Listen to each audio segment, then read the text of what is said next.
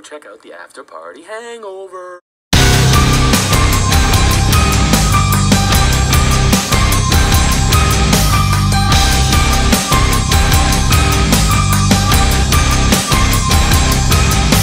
Hashtag shut the fuck up for one. We kiss the stars. We ride. We are your name. Desire. Welcome to the after party Hangover. Welcome to the After Party Hangover. I'm your host, Mangria Fueled, and this is a show that talks about a show that talks about a show. 9 months ago, when this crazy ride first started, my very first guest was this man. He's come on multiple times, including one appearance with his wife, Monica. He is the host of the Steel Real pregame. He is the main event. Welcome back, Andi with an I. What's going on, my man? Yo, and it's good to be back, even though wrestling's changed since I've been gone, but... That's right, man. There's been a lot of shit that's happened since we last spoke. I mean, we've had WrestleMania with no audience. We've had tons of people getting released. The Corona shit. On AEW, Mox became champion. The Murder Hawk debuted. We've gotten multiple bubbly bunches. Fuck, even Tiger King came out since the last time we talked. How have you been, man? I've been just in the books typing up long reports, and it took up a lot of time. I barely had time to even look up stuff on Instagram. Well, I barely was keeping on your guys' chat. 3 months? It's been 3 months since we last talked. I'm guessing you're 50 times smarter now. Andi, with the big brain now, along with the big muscles, this Marine is ready to kick ass and talk wrestling. Whoa. That's Savage Alpha Foxtrot. He's the Marine. I'm the U.S. Army soldier. God damn it, I keep getting that wrong. It's all right. I mean, we're all the same thing anyways, right? Well, I just see two buff guys that are in the military. I just assume you're the best of the best because you're way better than any of us. Thank you. I'll take that, I guess. Did you get a chance? I know you've been extremely busy, but did you ever get a chance to catch any of the Tiger King? No, I actually haven't. I barely had time to do anything. But no, I am way behind the power curve when it comes to anything except that one Cardi B clip that says coronavirus. That's about it. That's all I've been familiar with. Well, shit, Andi, you're back just in time because next week the SRAP returns after its month hiatus. Are you excited? Yeah, it'd be nice. I didn't even listen to any of the episodes while I was gone, so I got to catch up then over the weekend. Well, you missed Jake's fallout and him completely giving up on wrestling, which I kind of understand. The no crowd shows have been very bad. Monday Night Raw and SmackDown, I'm speaking. But I mean, you know, as a lifelong fan, I will watch no matter what and forever. But I reached out to the Steel Real Hall of Famers to ask, this is their opportunity to ask Andi their own question. So Andi, I got a list of questions here for you from the Hall of Famers. Bring them on. Okay, the first one is from Mangina Fueled. Okay. Welcome to the multiverse. Andi, this is a different path. Another universe where as soon as you graduated high school, you buffed up, went to wrestling school, made it to NXT, dominated NXT, hopped over to SmackDown, and just happened to be on the same show as Goldberg. Andi is in the locker room. Goldberg approaches you, says, "Hey, kid, I like your stuff. I want to team up with you. Andy from the multiverse, very excited, gets to choose the opponents he wants to face as he teams up with his hero, Goldberg. Andy, the question to you is, who would you take on as Goldberg with your partner? Okay, so is this so right after high school for me? So 2005. It's right around that time Goldberg was there. I would have to say, whatever.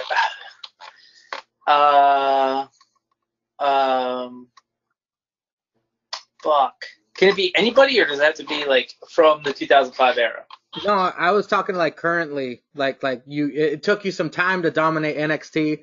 It took you some time to get to SmackDown, and this is old Goldberg. Oh, okay. So the two-time Universal Champion Goldberg. Okay. Yes. Great Universal Champion of all time. I would say we're taking out those Usos for good. Oh. We're eradicating the Samoan bloodline from the WWE universe. You're starting with the Usos and moving on to Roman, huh? Oh, yeah. Get rid of them. Actually, you know what? I want a 3-on-2 handicap match, and we'll just get rid of them then and there.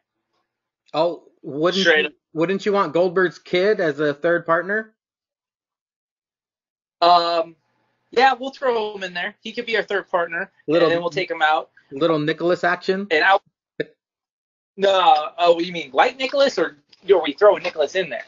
No, I mean Goldberg's kid would be like Nicholas when he got called out from the audience. Oh, yeah. From a random partner.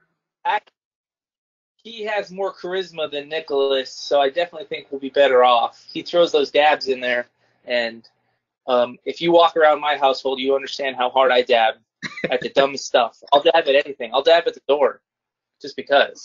Didn't Monica say you dabbed after taking a shit once? I don't remember if she said that while you were recording. She might have said that when we weren't, but I definitely do dab after shit. I dabbed on the shitter too, like to sync my poop and my dab at the same time. Like my dab caused my poop to fall out. Well, damn, I wish we were in that multiverse because that would be an incredible matchup. Off the topic, another question Mangina Fueled had was, what is your favorite garbage TV show to watch? For instance, mine is like Maury or fucking Steve Wilkos. What is your favorite garbage TV show to watch? I do love me some Maury. I watch the reality shows, the housewives shows. But garbage, straight garbage. Like growing up, it's a show you wouldn't tell your friends at school that you watch. Like I have some from back in the day. Well, Jerry Springer was on back when I was in high school. That's another garbage favorite. Ooh, man, I never really hid anything from people about the shows I watched. Because, I watched Laguna Beach. Because, I'm a fucking weirdo like that. Everyone knew I watched Laguna Beach. You know what? I'm going to say this. Nothing will grab my attention more than a good old-fashioned infomercial. I don't care what it is, but whatever they're selling, I'm looking into it. I'm thinking about buying it. And I started when I was a kid. Didn't care if it was Miss Cleo, the fucking, what's that one where the Girls Gone Wild? The Psychics. I watched all of those as a kid. So that's my favorite garbage shit to, I still do it now. The smokeless grills. I watch that thing all the time. Smash cut to 2020. So, Andy has a closet full of flex tape. Yeah, flex tape, flex seal. It doesn't matter. Well, that's a good answer. Next question is from Julius_Caesar. He asks, if you can 69 with only one chick, would it be Jordan Grace or Nyla Rose? Only one. Nyla. You didn't even have to think about it. Oh, man. Well, an easy follow-up to that, Savage Alpha Foxtrot asks, what's the one thing you won't smash? The one thing I won't? Oh, man. I don't think there's ever been a situation I don't think I could have fucked my way out of. I would have to say You know what? I don't like cats. So boom, Yeah. I wouldn't smash a cat. Oh. Even if the cat was on fire and that cat was like the cure to the coronavirus and the cat was on fire and like, Andy, we need you to smash this cat, like smash it, give it the best orgasm of its life, and it'll give us the cure to coronavirus. I'll be sorry society. You guys are fucked. Andy says pass. Hard pass. Hard pass. Next question from Cynic_Chaos. What are the winning lottery numbers?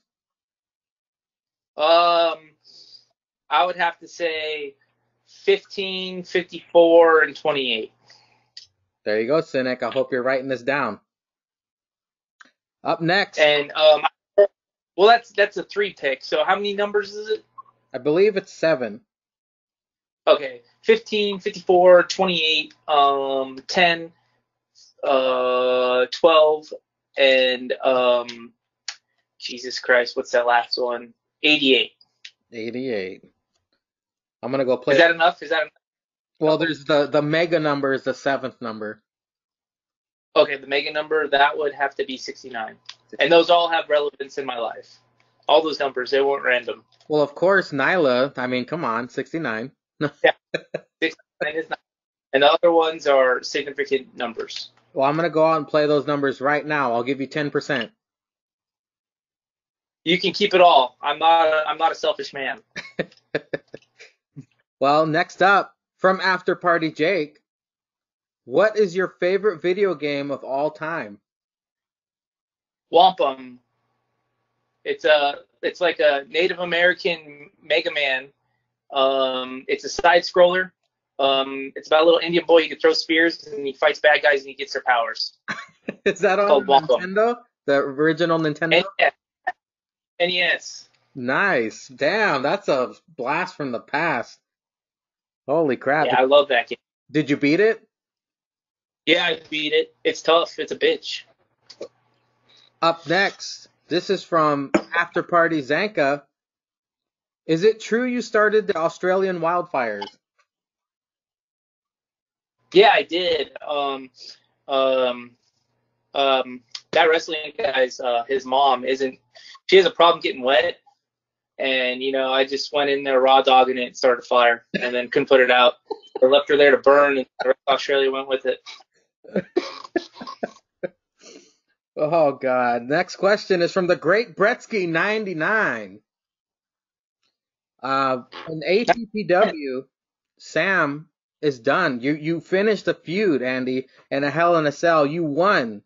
You beat Sam in a Hell in a Cell. Brett asks, what is your next move after finishing Sam off? I'm gonna have to hit the lab and figure out to get my Dr. Frankenstein on so I can resurrect his ass just to kill him again. That's pretty much what I'm gonna do. And that's over. I might kill myself and find him in the afterlife and kill him again in the afterlife. The feud continues. It doesn't matter where the fuck we are. I will always hate him. He will always be hated. There will always be an ounce of piss that I'm ready to throw in his face at all times. I am ready to fucking punch him at the drop of a hat, no matter where I see him. Just an ounce? Just an ounce. Okay. I can't carry that much piss around in my pocket. Up next, Sticks Adam does not have a question. He has a comment. He says, keep your head up and hope you're doing well. Thank you so much. I appreciate the good vibes. Bringing it back to wrestling, Peter Wayne Kent, the serial killer, he asks, why do you love Goldberg so much? Okay, it's plain and simple. He's the only reason why I watched WCW when I was a kid. He was the most exciting thing about WCW. His matches were pretty exciting to watch. It's like, boom, spear, jackhammer, it's over. No theatrics. It's just a dominator. Kind of like a good like UFC fighter or a good boxer. In and out. Boom. Who's next? That's all that matters. And I didn't even mean to say who's next, like in terms of Goldberg, but that's all that matters is who's next, and that's what I liked about it. Well, that goes. And oh, go ahead. Go ahead. Oh, I was gonna say, his look. I liked his look. It was pretty simple. The fireworks and his music is the shit. I mean, I found as soon as I was able to find a way to download that song when I was a kid, I just listened to that all the time. I still listen to it. It's part of my workout mix. It's just I don't know what it is. That spear jackhammer, fuck you, it's over. I love it. Well, the world wants to know, Andy, where on your body did you put Goldberg's tattoo?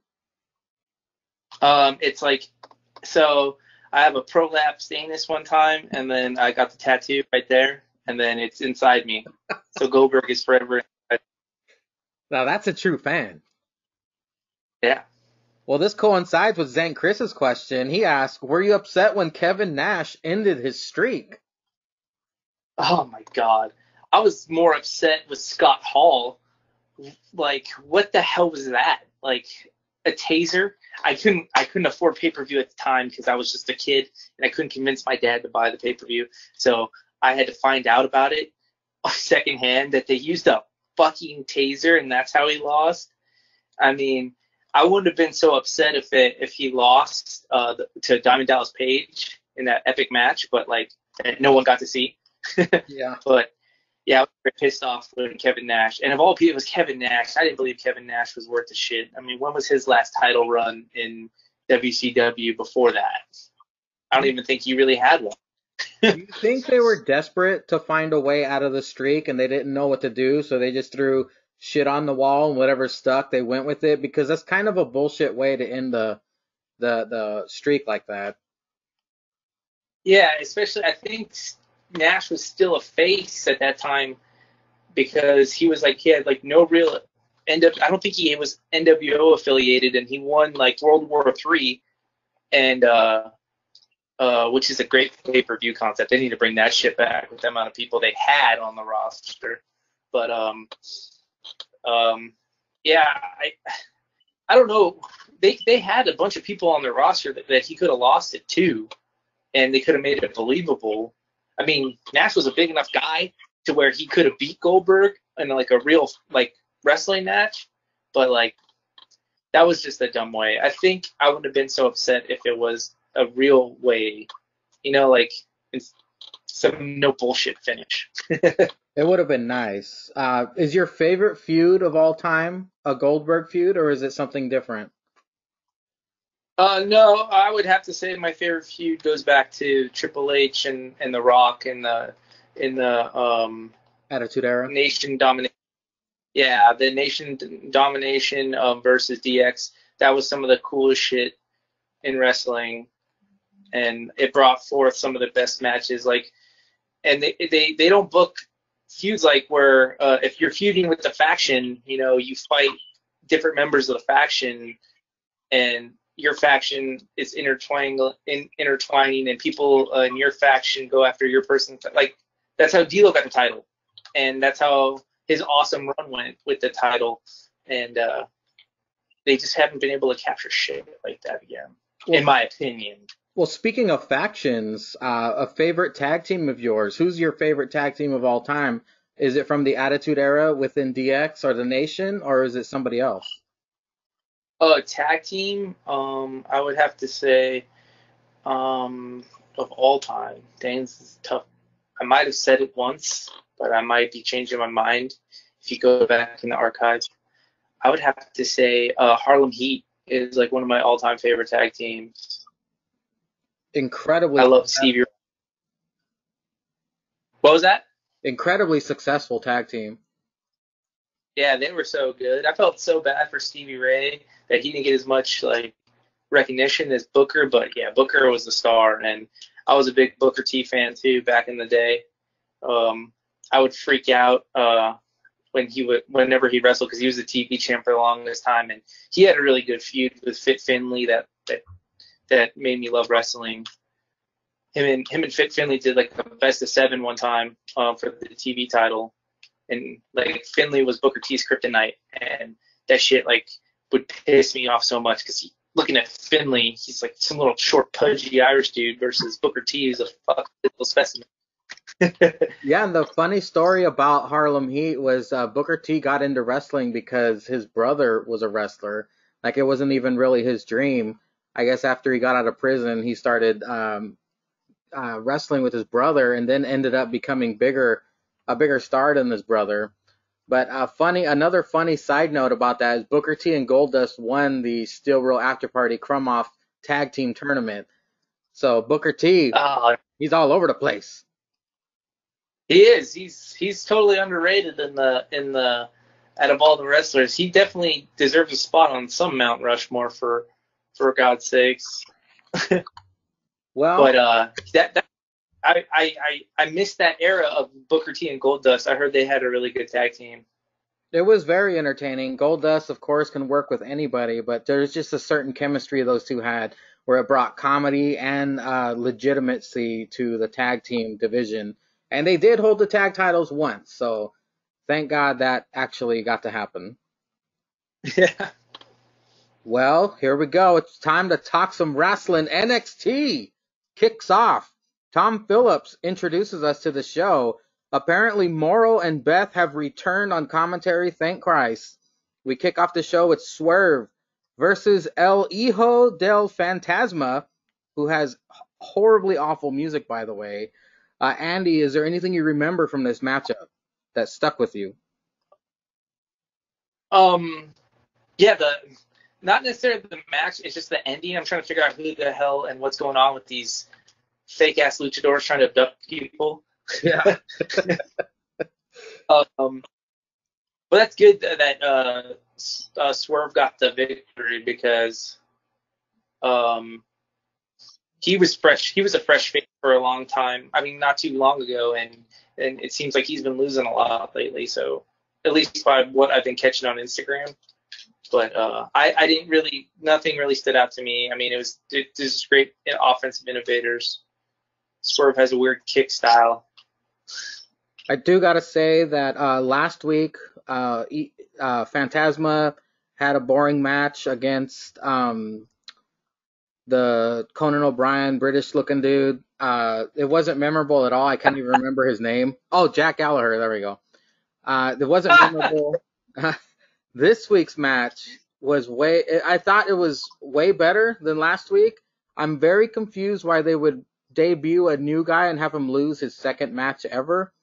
But it was a pretty incredible matchup. The notes that I took was Swerve is awesome, of course. He did a great Hurricane Rana off the second rope to Phantasma.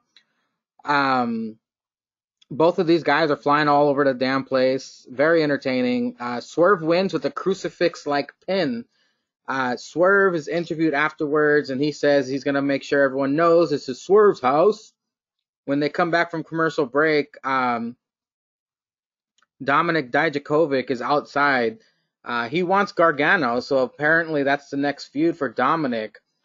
Dominic Dijakovic has had a war with Keith Lee, and all of the matches with them have been awesome, but he's lost every single one of them, basically. All the ones that mattered, really. Are you excited to see Johnny Gargano take on Dominic? And do you think Dominic's going to lose yet again? Yeah, it seems like Dominic is kind of like he has like a Big Show type gimmick over there. He's a big dude. He's very impressive, and like everyone makes a big deal when he comes out, and then he freaking loses. And I wouldn't put it past like Johnny Gargano to beat him. I'm sure there's going to be a few moments when Dijakovic hits something and Gargano has that face like he has a fucking concussion. Yep. That's every match that he does that. But I'm pretty sure they're gonna do some crazy stuff. Hopefully he can catch one victory out of the series of matches, or catch a W off a DQ. But I wanted to tell you something funny about Swerve. So anytime you go to any type of wrestling event in the state of Washington, all the fans, it doesn't matter if he's on the card, because he wasn't on the card for any times I've ever been to a wrestling show in the state of Washington. Every fan just shouts whose house, and they shout Swerve's house, and they just say that like the whole freaking night. It's kind of annoying, but he. Oh shit! Is that like the new Rusev Day? I don't know. That's how it's been. Like to every show I've been in. Like I've been to 3 SmackDown events and 1 pay-per-view and 1 Ring of Honor show and a couple NXT events. And they've all done it there.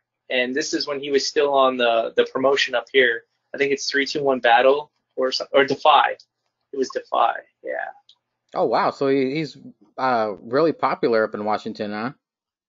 Yeah, so when they say from Tacoma, Washington, I don't think that's fake. I think it's legitness. Well, that's sweet. I mean, he's excellent in the ring, and like you said, it's finally nice to see him get a win because he deserves it. And I hope he gets at least get to make it to the finals because this is the Cruiserweight Championship tournament. Since Devlin can't come back from England, they have to improvise and have a U.S. Cruiserweight Championship tournament. Hopefully Swerve makes it to the later rounds in that. But like we mentioned earlier, Phantasma almost gets kidnapped again by some Kmart luchadors, but he avoids them.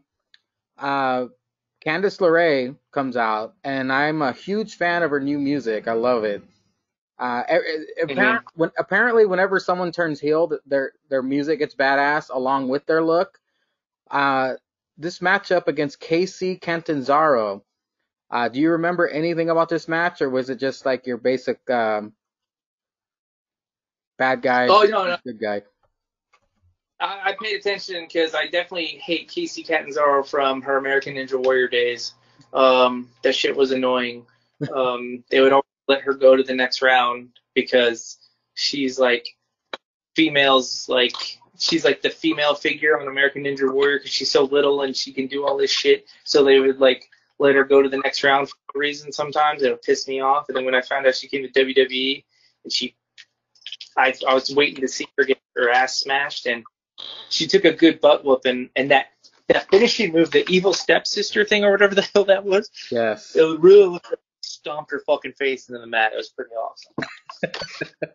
Andy watching with a chub as Casey basically gets curb stomped into the mat. I only wrote that. I just wrote this. This is like very limited notes I wrote on this match. Candice wins with Wicked Stepsister. That's it. Yeah. Yeah.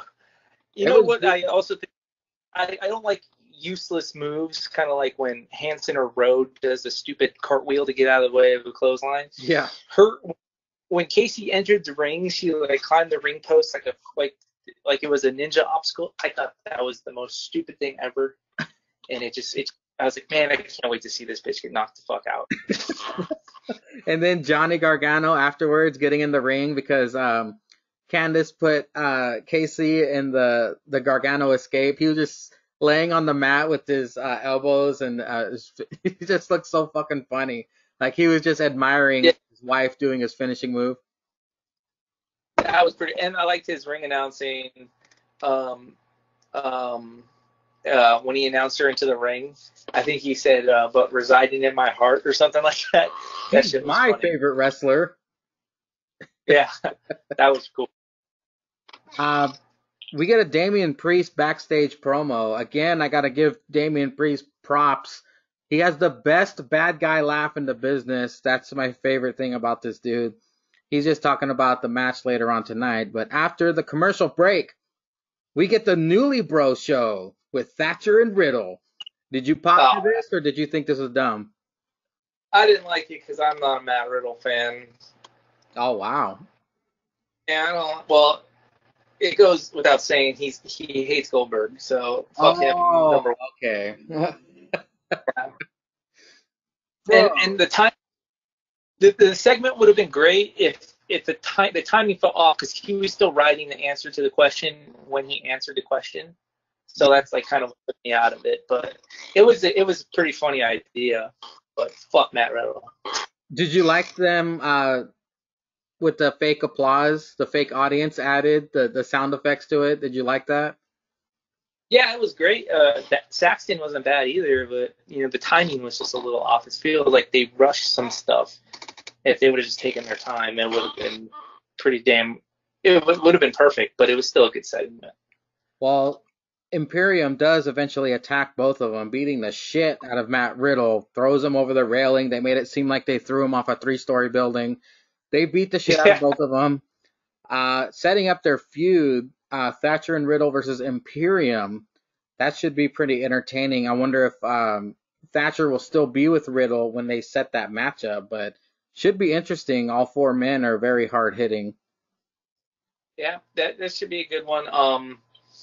I kind of like the concept of Imperium, so kind of hope, not just because I don't like Matt Riddle, but I kind of hope they win.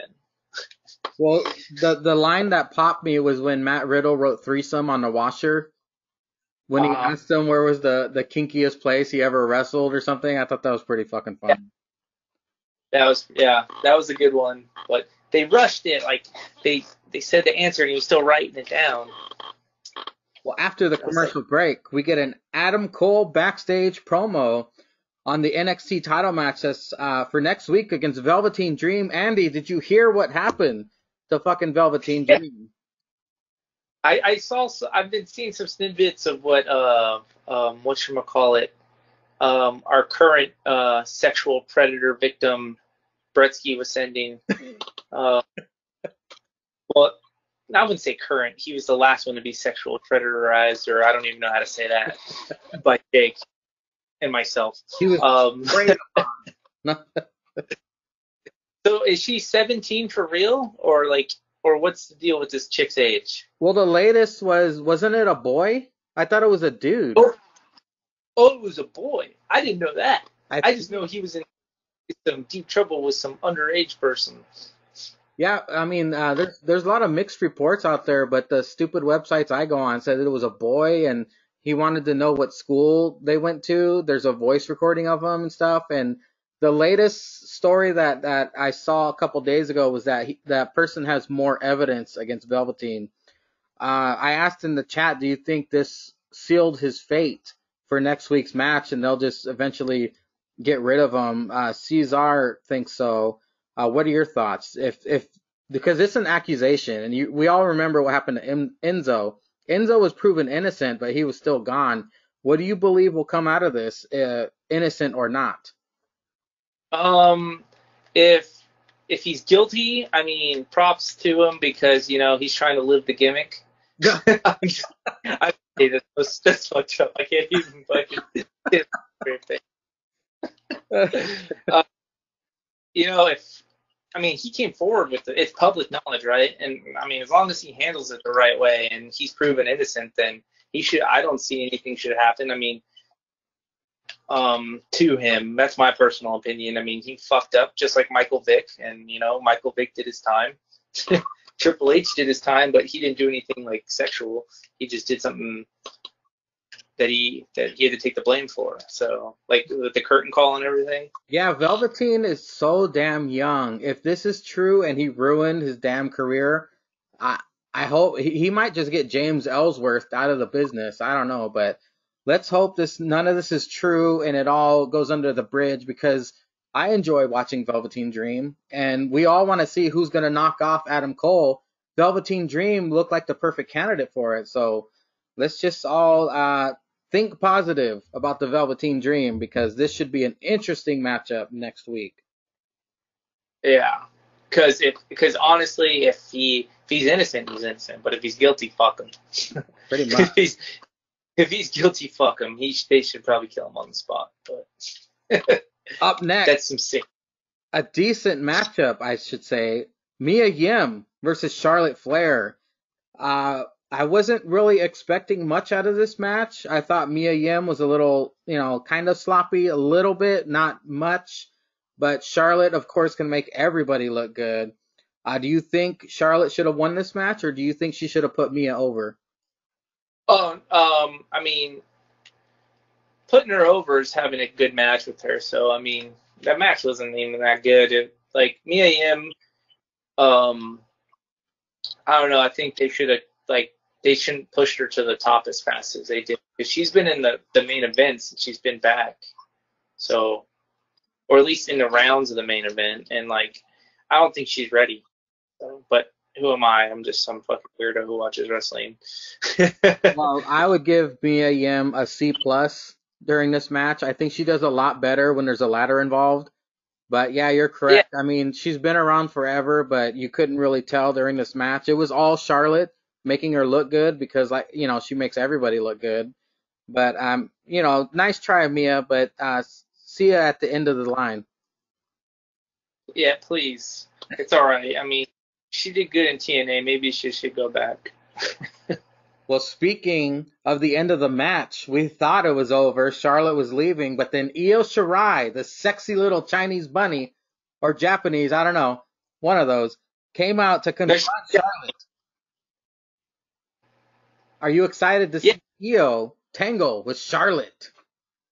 I mean, I'm going to come off sounding racist, but, standing next to Charlotte Flair, I mean, she towers over some dudes, and I'm sorry, Japanese people have a tendency of being short. So, it's not, I don't see it believable that she could pull off this victory. I mean. Well, shit, Charlotte's taller than Andrade as well, huh? Oh, yeah. That must be awkward. Mexicans don't have a tendency of being too tall. Tell me about it. I live in Little Mexico here. I married one. Yeah. Yeah. They all got to wear those platform shoes to ride roller coasters. I don't see her being a real threat. Honestly, I mean, I honestly wish it would have been Charlotte versus Shayna. That would have been a better match. Yes, that would have been a better match because she destroyed fucking Asuka, which was kind of hard to watch Shayna run through the entire women's division on the main roster, but to see her versus Charlotte, now that would have been entertaining. Mm-hmm. I'm a pretty big fan of Io Shirai. I like her flying around. I've been hoping that she got this shot, and now she's either gonna shit or get off the pot. We got to see what kind of skills she brings next week. Speaking of next week, Killer Cross and Scarlett had a video promo saying, next week, time's up. They're debuting. Are you excited to see Killer Cross and Scarlett finally making their way into the NXT Performance Center? Did he change his name? Because I saw somewhere it said Karrion Cross. Is it Killer Cross? Oh yeah, definitely changed. They had to change his name to Karrion Cross because you know how WWE is. That sucks. Yeah. But the good news is we get to see Scarlett's anus rest on the middle rope. Oh, dude, and she's better than Zelina too, because she could do some badass hurricanranas. She was thrown down in Mexico. Scarlett's a good wrestler too, and I can't wait to see it. Hopefully they let her do some stuff like Penelope Ford and Zelina. Hopefully she's that kind of manager. Yeah, because I don't remember who told me, but Scarlett can do the Destroyer, right? The Canadian Destroyer? Oh, yeah. Yes. And she's Canadian, I'm pretty sure. Nice. That's a very plump Canadian ass, by the way. Oh, yeah. Yeah. Next week gonna be Yeah, it's gonna be awesome. And that dude fucking Cross is a monster. That guy has been a monster for a long freaking time, and hopefully they don't water him down like they tend to do with big guys like him, and he loses to fucking, I don't know, Drake. He should destroy Ciampa. I'm sorry, everyone loves Tommaso Ciampa, but he should destroy him just to build his credibility, and maybe later down the line Ciampa can get his credibility back and beat him significantly, but he should be in. This is the type of guy you give him the Goldberg treatment because he's got the look. What was and he can talk. What was his finisher in the other companies? I honestly don't remember. It's been a minute. I haven't watched wrestling in a long ass time. So this looks menacing. He has this serial killer face. I'm very curious to see this dude wrestle people, and I hope he has a devastating finisher because that's always icing on the cake. I wouldn't put it past a powerbomb of some sort. Oh, nice. Could you imagine him powerbombing Keith Lee? Oh, yes. Before I want to skip ahead, but I was a little disappointed by the spirit bomb that he gave Damian Priest, but we'll get to that later. But go. Sorry. After the commercial break, we get a backstage update, like anyone gave a shit, on Casey getting checked out by the docs, sitting down with that one chick, I forgot her name. Candice LeRae comes around the corner with Johnny Gargano and says, "This is the new NXT." And this really was a time-killing little 2-minute segment. But moving on, Yeah, that was lame. Dexter Lumis is slowly becoming my new favorite NXT superstar. I love this dude's look. I love his entrance. His music sounds like Stranger Things. He's everything about this dude is unique, even though he looks like Hitler's wet dream. He comes in there and murders Shane Thorne. What did you think about this matchup?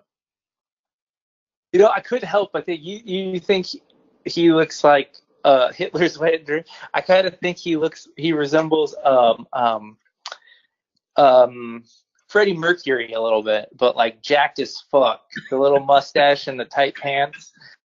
But I was hoping he would win the top prospect or whatever tournament they had early in the summer. Oh, yeah, I was hoping he would win that. Yeah.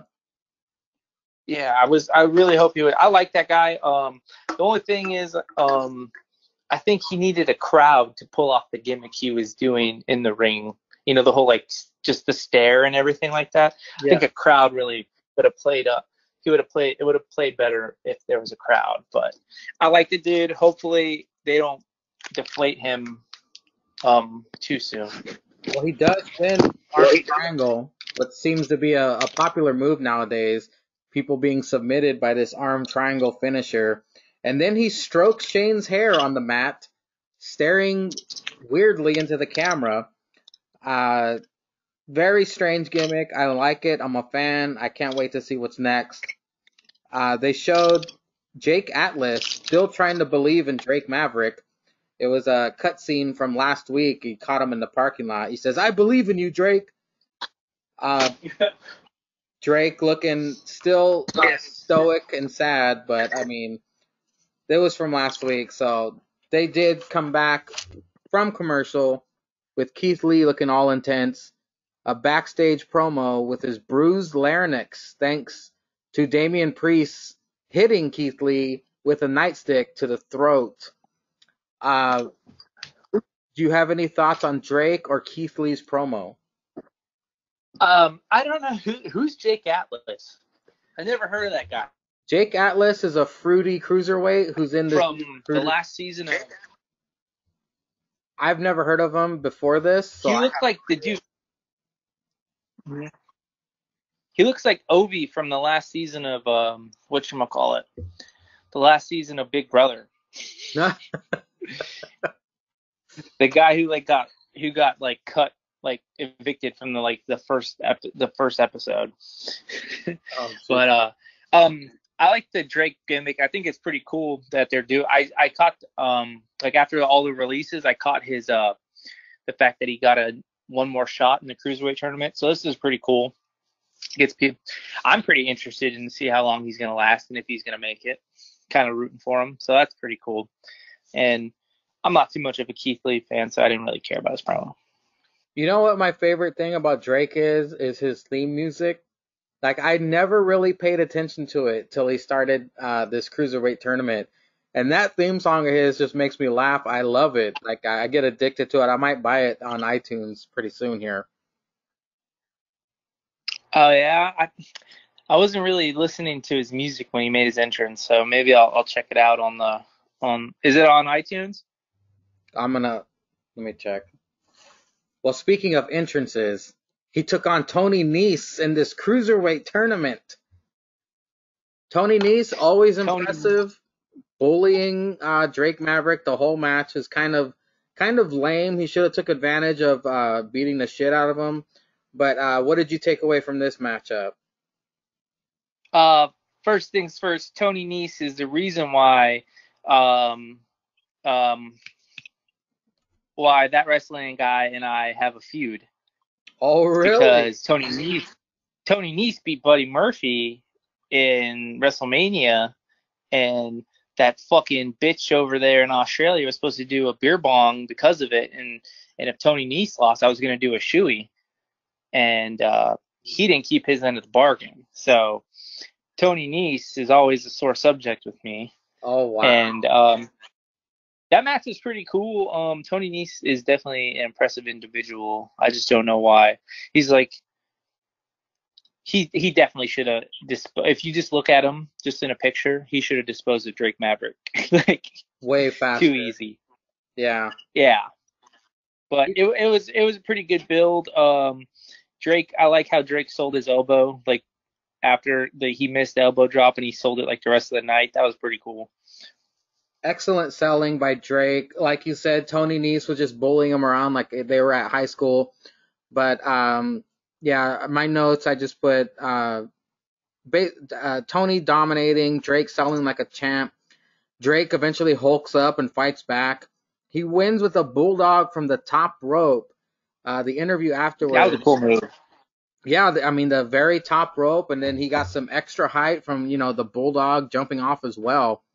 He got interviewed afterwards, and he said, "Kushida, you can call me the Wolf of Wall Street, 'cause I'm not freaking leaving," and spits all flying out of his mouth.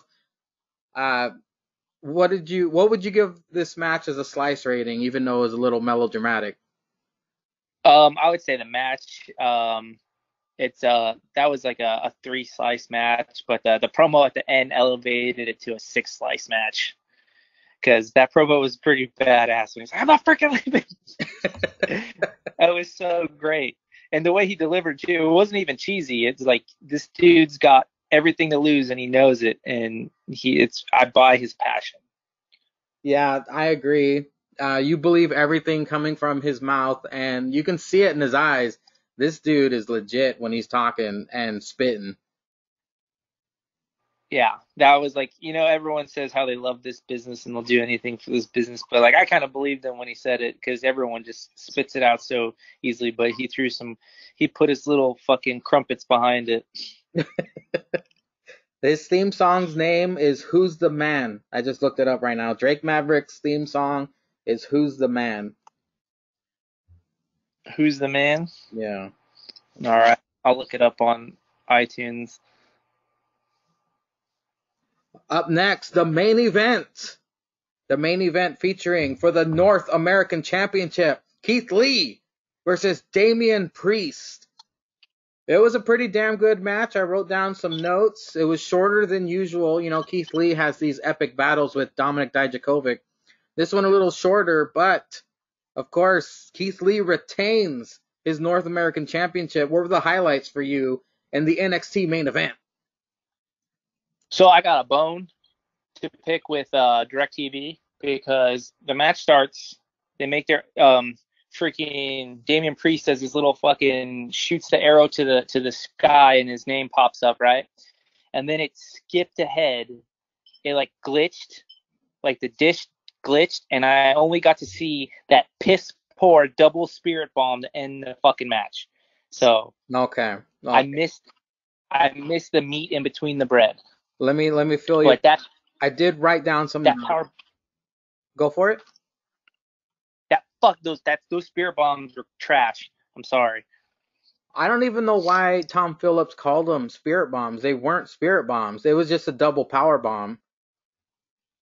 Yeah, the spirit bombs, when you listen in the fucking sky, he can lift Roman, he can definitely lift Priest. I mean, I don't know why, but I was just a little let down. Well, there was an impressive moment at the beginning of the match. They eventually fought behind the barricade, usually where the audience is. Keith Lee threw fucking Damian Priest from that behind the barricade onto the ring apron. That looked incredibly painful. Damian's probably feeling that Thursday morning. But after the commercial break, they did have one more commercial break. Damian actually hits the Falcon Arrow to Keith Lee, which, my God, he must have had a hernia. Oh, wow. He called it the Falcon Arrow. I mean, the Broken Arrow, because, Damian and the Archer and all that shit. Oh, yeah. Damian tried to distract the ref to use a nightstick on Keith Lee. Keith Lee blocks it and wins with a double power bomb. Very disappointing double power bomb. Tom Phillips didn't get much commentary in all night. I thought that was funny. But thank God Morrow was there. Morrow makes Beth better. They're on commentary. So overall, I like the NXT this week. What was your favorite part of NXT? That's your return to wrestling. What was your favorite part of this Wednesday night? Okay, so I would have to say the Drake Maverick promo, I'm not freaking leaving, was the highlight. There's some good wrestling. Seeing Casey get stomped into the mat was pretty cool, but I'm not freaking leaving. That was pretty sweet. That was like the best part. Well, call me a mark. I'll accept the criticism, but my favorite part of NXT this week was the Newly Bros show. I just thought it was, anything to break the seriousness and get some humor in there. I'm a fan of. Luckily, Vince McMahon doesn't run NXT, so he won't screw Riddle with a comedy gimmick. But Riddle's pretty good on his feet, I would say. Timothy Thatcher answered the questions pretty good too. He answered it kind of like a unwitting comedian. Like he didn't really know he was trying to be funny, but the shit he was saying was funny. Yeah, it was kind of similar chemistry he has with Pete Dunne. I mean, Pete Dunne barely says anything, and it's funny. So Timothy with his broken ass teeth responding, I mean, it's also as funny as well. Yeah. Up next, AEW starts with a Cody Darby video package for their matchup. Tony and Jericho are back on commentary. I don't know if you noticed this or not, but Jericho has been an excellent addition to the commentary team. Him and Tony Schiavone, very funny. It's always the highlight of every week. The spectators are back in the audience again, which is another thing AEW does great when there's no audience. We kick it off with Darby Allin versus Cody for the TNT tournament. I like Chris Jericho on commentary. I like how he calls Schiavone goes Scavoni. I like how he mispronounces it. Yeah, that shit's hilarious. As much as I'm fed up with Chris Jericho, it's like he was really good on commentary, and it kept me. I watched AEW over NXT in live. So nice. Yeah, I mean Jericho, he brings the entertainment, and if he doesn't go to a commentary desk when his in-ring career is over, that'd be a damn shame.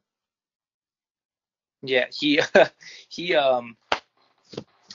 could definitely elevate. If he stayed on commentary, he can definitely elevate AEW. Like if they actually had like a real like head-to-head war, I definitely think I would watch more because Chris Jericho's on commentary. I'll be damned, but I don't even miss JR and Excalibur. I think these two are way better together. Yeah, they bounce off each other, and Schiavone plays the nerd pretty well, who fires back occasionally, and it's pretty good. Well, during the match, Cody injures his own left leg trying to bridge out of a pin. I don't know if that was on purpose or if that was a part of the story of the match, but I like how Darby accidentally hit Brandy on the outside after Cody sidestep. Do you think that was on purpose, or you think that was just a happy accident? I don't know. That might have been a happy accident because like a lot of weird shit happened. Like in that, there's that.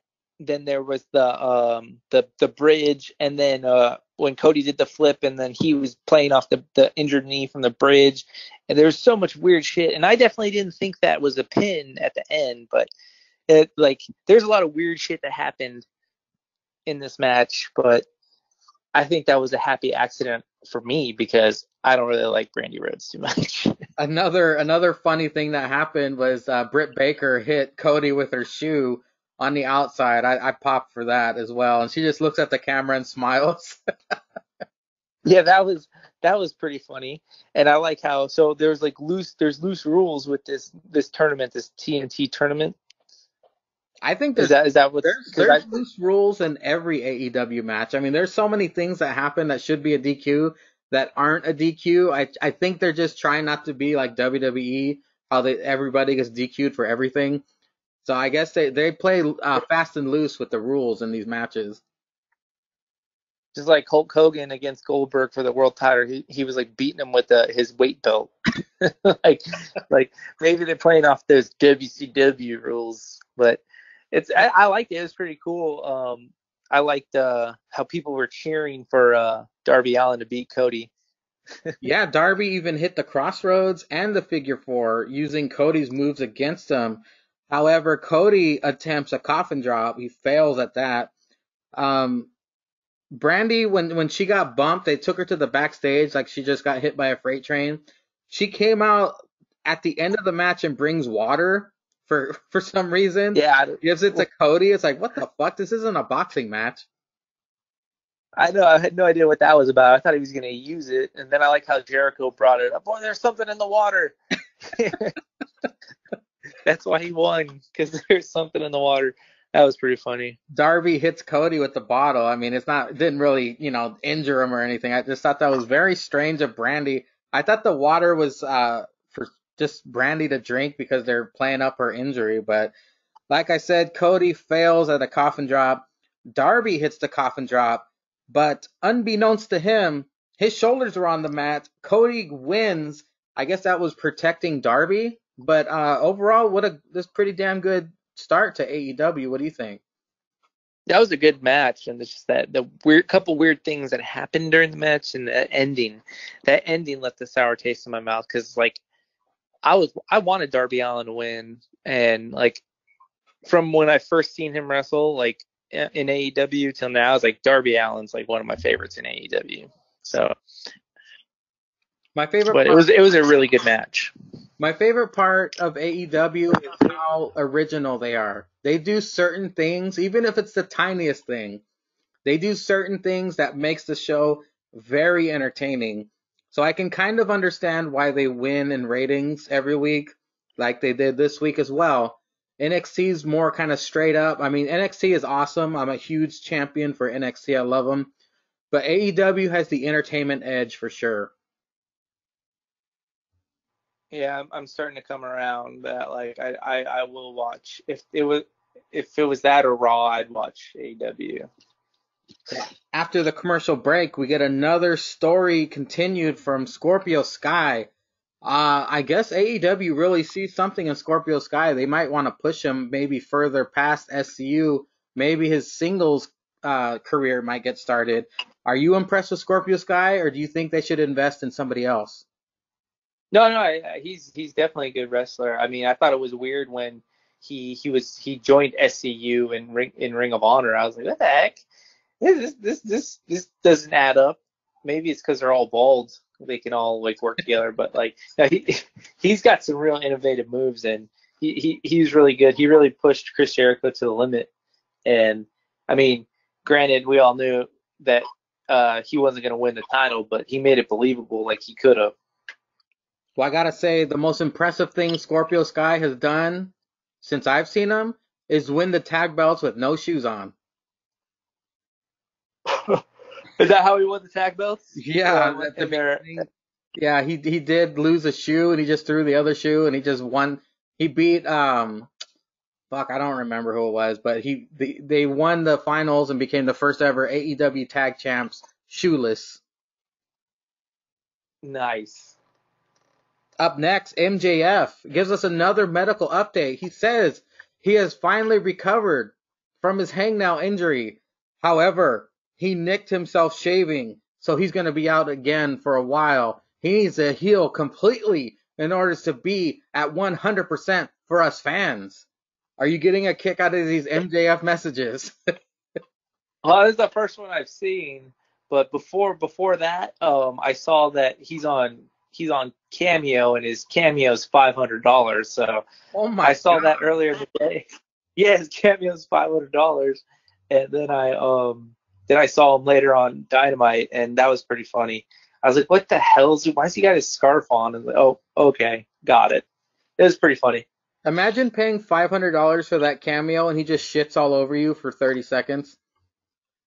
I know that would be, well, if you got the money, you got the money, but it'd be fucked up if some poor little kid saved all his money up for that. I'm horrible with money. I've been getting cameos for the past year. If I spent $500 on an MJF cameo, I might be single the next day. Yeah. At You should tell him at least make it sexy, so you can hold yourself over until you find a new woman. Up next, we get a squash match, of course. Wardlow comes out again to take on Musa. No idea who that is. He basically murders him with a knee to a face, which has become a gift now. My God, Musa got a stiff knee to the face. That looked fucking brutal. And then he wins with the airplane spin throw. What did you think of this squash match? Are you impressed by Wardlow? I don't know. I don't know much about him other than like he was Wardlow when he came out and whooped Cody's ass that one time. But like, I mean, when you guys got the Murder Hawk on your roster now, like, who cares about Wardlow? I mean, like, and you got Brody Lee, like, who cares? I'm not invested in Wardlow. You got these two new badass guys that have some ring to their name already, like, so. I mean, it's going to take some time for me to give a shit about Wardlow, but I kind of like that he brought the airplane, like the throw. I thought that was pretty cool, but I don't know if he deserves any spotlight right now. You know, Brock Lesnar has the F5. The way Wardlow spins and throws people, that's more like a fucking F10 hurricane. Like, it just fucking destroys them. He ragdolls people with that shit. That was a pretty decent throw, and that was a pretty big guy too. So that's all him. There's not much help on the recipient's end.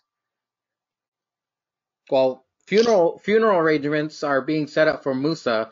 God rest his soul. After the commercial break, we get another installment of the Bubbly Bunch. Very popular segment they do weekly on AEW now. And we have the Manitoba Melee this week. Very, very entertaining. I loved it. Very creative. They're basically doing this very creative way to have a fight with everybody, but through their cell phone. Did you happen to catch and recognize most of the people in this Manitoba Melee? I'm trying to remember. I remember watching it. I was like, oh shit, where's he been? Or, oh shit, why the hell's he there? But I can't, off the top of my head, I can't remember. Did you write down who they were? I wrote down most of the names. Kevin Smith, Jason Mewes, Yeah. Vicky Guerrero, Yeah.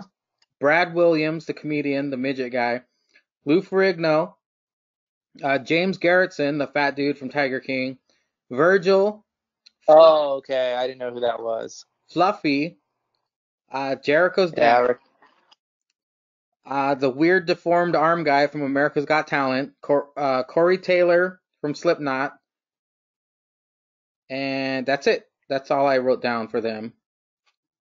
Oh man, wasn't there a lady too? There was a chick. It was Vicky. Can't remember. Vicky Guerrero. Oh, I meant like a real chick. Wasn't there like a real one there? A real chick. I don't remember. Fuck, I should have wrote down everybody, but those were No, it's fine. the notable ones I'm getting that. I think I might be getting it mixed up with those stupid TikTok challenges where they throw or whatever when they throw stuff at the camera and then the new person picks it up. Oh yeah, where I might have gotten that get mixed ready real fast or something. Yeah. Okay, so no, I might be misspoken, but that was a really good segment. I'm gonna say it once. I said it in the chat. I don't think I said it out publicly to the world to hear, but I love Sammy Guevara. Sammy Guevara is the shit. Sammy Guevara I don't think there's anything. should have won the Go tournament. ahead. He should have won this tournament, the TNT Championship tournament. It would have been such a great thing to put on his wrestling resume, being the first ever TNT champ. I'm pretty sure he will be in the future, but yeah, I totally agree with you. Sammy Guevara is money all day. That hand sanitizer thing, it made me laugh. I wasn't expecting it either. He said hand sanitizer. I was like, oh shit, that's hilarious. Well, before we move on, I just want to say, fuck Kevin Smith. Moving Oh on. yeah? What's up? What's your beef? Kevin Smith is a piece of shit. He screwed Adam Carolla out of $500,000. It's a very long story, but ever since then, I stopped listening to his podcast. He's just a fucking paranoid pothead, and I could care less about him. Oh yeah, I'm pretty sure he's fucked up a recent movie lately. Like he fucked up a comic book movie. I could swear he did. Yeah, And Bruce Willis doesn't like him. And Bruce Willis doesn't like him, so fuck him. hell yeah. Up next, Kip Sabian and Jimmy Havoc face the best friends with Orange Cassidy. And match set up last week. The funniest thing about this match was when Jimmy Havoc just threw a chair at Orange Cassidy randomly, and Orange Cassidy collapsed. I guess Yeah. I guess this was a hardcore match because they had ladders and chairs, and it was pretty damn good. What did you think about this match? Man, fuck Chucky T. Beretta took an ass whooping that whole match, and he landed on so many chairs in awkward positions, man. Jimmy Havoc is like the equivalent of like Raven and fucking the Brooklyn Brawler, but like British and like like that guy. And a little bit of Sabu mixed in with him because he likes to throw chairs. But man, that was a weird match. Well, like you said, Beretta, my God, he got Death Valley Driver on two chairs, but they were on their side. The chairs were open Yeah. and placed on their side, and he got Death Valley Driver on him. My God, that looked fucking painful. I know, man. Fuck Chucky T, but whatever. That man, hats off to Beretta. He got double stomped on as well. That dude, he earned his paycheck on Dynamite. Yeah, he did. But of course, And then go ahead. I was trying to think. I was trying to remember the spot between Penelope Ford and Orange Cassidy. She was like, wasn't she trying to do like the Hurricane Rana like she always does? And then did Orange Cassidy mess that up? I can't remember. In my notes, I just mentioned the greatest asset in AEW, Penelope, pulls Chuck off of the pin. Orange Cassidy does help, throws the chair at Jimmy Havoc, dives onto Penelope and Kip. Chuck hits a running pile driver, pretty impressive, onto some chairs and pins Jimmy for the win. I don't have what Orange Cassidy did to Penelope, though. I don't recall that. Oh, dang it. I think he just interfered with her like Hurricane Rana that she likes to do. But that was a pretty good match. It was probably the most entertaining match because of all the chaos that was going on. And then you get the stuff at the end with Orange Cassidy sitting in the chair. And they do the best friends hug. Yeah. After the commercial break, Britt Baker at her dentist office does a funny video with Reba or Rebel. She keeps calling her the wrong name. She's basically making fun of Tony Schiavone the entire time. Fat people, glasses wearing. Oh man, that was funny. Britt Baker and Tony Schiavone, that's another funny side story that's been going on for a while. I hinted at maybe it's going to be like a super fan storyline like with Michael Cole and The Miz. Maybe Tony Schiavone will turn heel and help Britt. I don't know, but it was entertaining to me. Did you like this segment, or did you think it was a waste of time? I think it was a waste of time, but Britt Baker, some of her stuff is like hit or miss, and some of it missed, but a lot of it was pretty funny. But you do got. I couldn't tell if it was serious.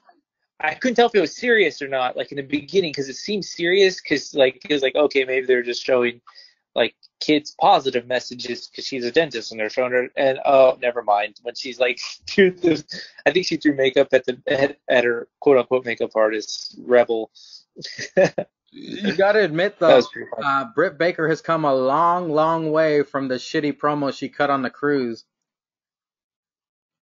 Oh yeah, she's definitely getting better, and like, it's like Adam Cole. Like I think I said it one time. I don't know if I said it out loud or if I said it via in the message in the group. I said promo skills are not sexually transmitted because she did not get anything from him. Yeah, I remember that. You said that in the chat. That was hella funny. Yeah, but maybe she's just swallowing more, and that's how she's getting it. It could be. It's like the Popeye and spinach. Yeah, there you go. Up next, I just wrote 2 lines because it was quick. We don't even have to talk about it if you don't want to. John Spears is Baron Black. Sean wins with the sharpshooter. Yeah, I think I fast forwarded through it because like I saw him come out and then he went in the ring and then I had to double check who he flipped off and he flipped off Billy. I think it was Billy Gunn. Oh yeah, I remember that. And then I think that's the only thing I watched live was him flipping off Billy Gunn, and I had to rewind it a couple times to make sure who it was. And then I fast forwarded, and then I was like, sharpshooter.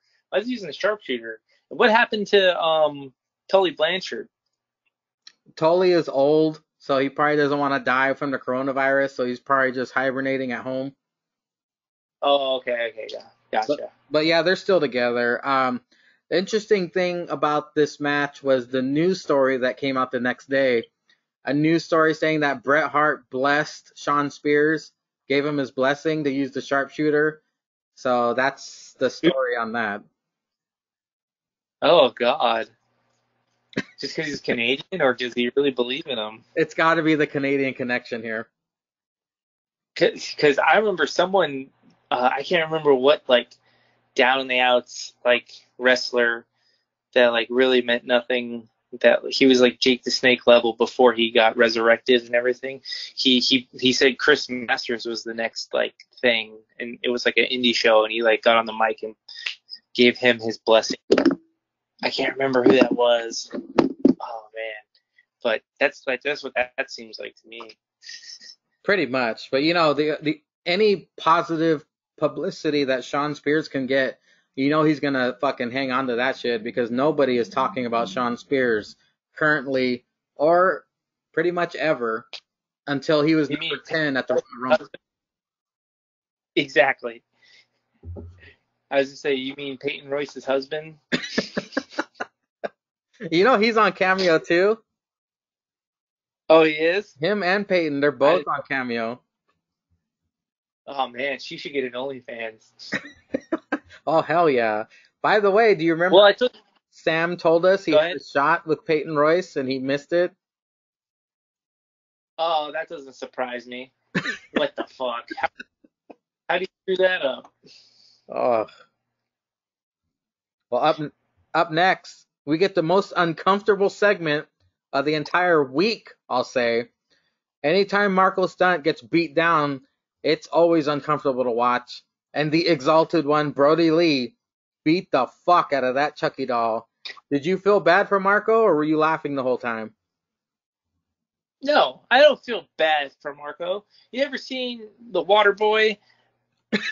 Remember when Michigan tried the towel boy thing, and then they threw the towel boy at wide receiver and he got fucking crushed?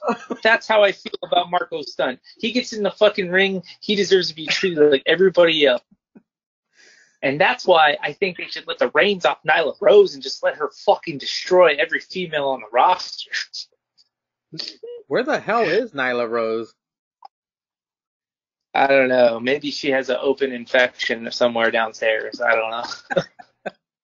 Oh, my notes. I've been out of the. In my notes, I wrote, "Is Marco what Nicholas looks like now?" It might be. Little white. Maybe Marco is just like a clone of Nicholas. He's a little white Rey Mysterio running around the ring, but Brody Lee wins with a sit-out powerbomb. Oh God, Marco, there should be a child's division, and he can just wrestle for that because, my God, he gets abused in every match. I always say when I see little guys fight monsters in the ring, why don't they ever go for the kneecaps? Little guys should go for the kneecaps first. Double drop kick to the knees, and then just stomp on every finger. Well, take away their mobility and their way to grab you. Not to mention chop blocks, and I mean they always try to jump and fly off the top rope, and it always backfires. Yes, I can't remember who it was. Someone tried to jump at someone, and he just swatted him like a fly. Like, legit swatted him like a fly. Can't remember who did it, but, like, why would you jump at it? I don't quite clearly remember this Moxley video promo. I wrote down what line from it. I don't know if you recall it, but on my note it says, John Moxley vid promo, don't forget to call your grandmother. Yeah, that was pretty funny. He was telling everyone to like be safe from the coronavirus, and then for God's sakes, call your grandmother. That shit was pretty funny. Actually, I I like stuff like that. I never really, but he delivered it pretty well too, and like I think that was on the level of Mitch levels of funny. Mitch the plant. Yeah, we get shades of Ambrose every now and then. Yeah, he was pretty good. I actually like him in AEW. He's a better fit there, and his theme song is like the best in wrestling right now. Yeah, I agree. Moxley's been able to be as creative as he wants to be. You can tell he's having fun now. Now he's the champion. This dude, he's got it made now. So leaving WWE was the best thing that ever happened to him. Yeah, I definitely I couldn't believe that when he left and he showed up to AEW so soon. I thought he was just gonna get lost in the mix because they have Kenny, the Young Bucks, Cody, but they're doing him right, and it's pretty cool. He can carry a brand on his shoulders. Well, don't be surprised if this coming Wednesday we might see the Revival or the Revolt show up in AEW. It's been rumored they'll go to either AEW or NWA, but they are now known as the Revolt, and they are free agents. Yikes. Good, get him out. I don't want to see him on my TV, so hopefully go to NWA. I mean, I like NWA. Some of the stuff I see on Facebook is pretty good, but I don't really care for the Revival too much. They're boring. Well, They're vanilla ice cream with hair. yeah, you never know. Arn Anderson might manage them in AEW if they show up. They could be like, they could play them off as if they were like offspring of Arn Anderson because they kind of look like them, and they got the hairy bods. The bastard children of Double A. I'd get behind that. Well, up next, we finally made it to the main event of AEW Dynamite. Lance Archer versus Dustin Rhodes in the TNT tournament. In the past weeks when Lance Archer comes out to the ring, it's been a gimmick of his to randomly attack a spectator. It pops me every time, and he did it this time as well. He attacks a spectator before he gets into the ring, solidifying his heelness. What did you think of the main event? And do you think Dustin Rhodes is getting better, or should he hang it up? Side note about the Murder Hawk thing. I used to love it when he come out in New Japan with I think they were the Killer Elite Squad with Davey Boy Smith Jr. and they would just they had the young boys surrounding the ring and they would just kick the ever living shit out of the young boys just for being around. I used to love that. I'm glad he brought it over here with him. That's pretty badass. I definitely think Dustin can keep going, but like I would have been pissed if he would have won. I don't see that. I don't think he should hang it up, but I would have been pissed if he would have like made it to the finals, like especially against the Murder Hawk, because I don't see anyone that can really beat him one-on-one, but Will Ospreay has in the ring, and it's annoying as fuck. But that match was pretty cool. I like how he got off of Shattered Dreams, and yeah, no, the match would just never end. And then again with the towel gimmick, I didn't appreciate that. That made no sense. It would just delay the inevitable. Yeah, last week Dustin was being incredibly melodramatic when he said that if he can't beat Kip Sabian, he's going to retire. Then he moves on to this matchup. He gets his ass kicked a lot. I mean, he does put in some offense, but Lance Archer, of course, beat the fuck out of him. He's busted open with a chair, of course. He likes to bleed. I think he gets off on blading. I'm not sure, but Archer dominates the entire match. He does get like you said, the Shattered Dreams. Archer walks the ropes and moonsaults onto Dustin. Yeah, I don't think I've ever seen that before. Take that, Undertaker. Archer tears the turnbuckle off and bashes Dustin's head into it, making him bleed more. Cody, like you said, comes out, stops QT Marshall from throwing in the towel, being very dramatic. Archer bashes Dustin's head into the mat for the win. Archer moves on to take on Cody Rhodes, Cody, in the finals of the TNT Championship Tournament. This is exactly how a lot of my guests on the Wednesday review predicted this would end up. Andy, can you predict who will win the TNT Championship at Double or Nothing? Oh, it's gonna be the Murder Hawk, man. The Murder Hawk. I don't see how he can lose. He shouldn't lose. They would totally sink his ship if he lost right now. And I definitely think that maybe Dustin has something to do with why he loses. Why he wins and Cody loses. So. Yeah, like you, I would have been pissed if Dustin would have won because, like you said, it would have took the air out of his cells immediately. Kind of like they did with Wardlow. Wardlow loses his first match. If Archer would have lost to Dustin, that would have been fucking ridiculous.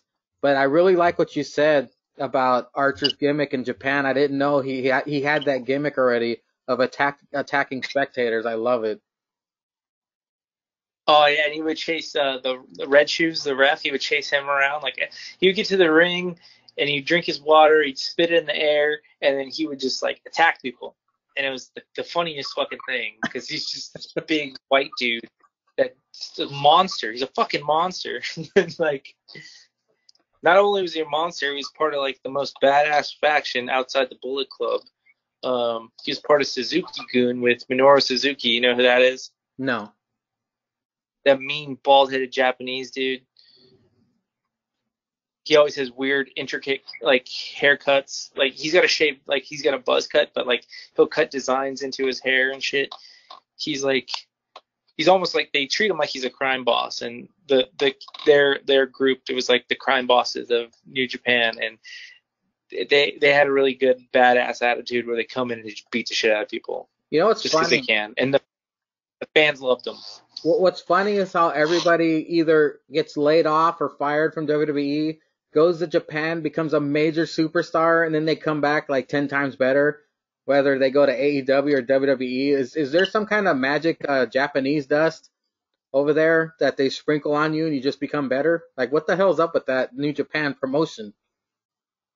They get a lot of freedom, and then they do a lot of hard-hitting shit, and everything looks good.